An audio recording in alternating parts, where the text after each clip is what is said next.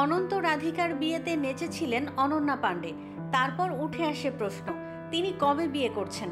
নতুন আলোচনার সূত্রপাত হয় সেখান থেকেই। ক্রিকেটার হার্দিক পান্ডিয়ার সঙ্গে তার প্রেমের কাহিনী ছড়িয়ে পড়েছে সর্বত্র, এমনকি ঘটনার খবরও প্রকাশিত হয়েছে সংবাদ মাধ্যমে।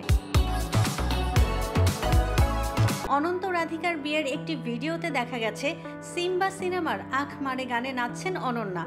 সেখানে দেখা গেছে হার্দিক পান্ডিয়াকেও। তাদের রোমান্টিক দৃশ্য বিনিময় নজর এড়ায়নি উপস্থিত অতিথিদের। সবাই ধরে নিয়েছেন তাদের মধ্যে হৃদয় বিনিময়ও হয়ে গেছে। তার মধ্যে নতুন তথ্য দিয়েছেন অনন্যা। এরই মধ্যে বিয়ে নিয়ে চিন্তা ভাবনা শুরু করেছেন তিনি।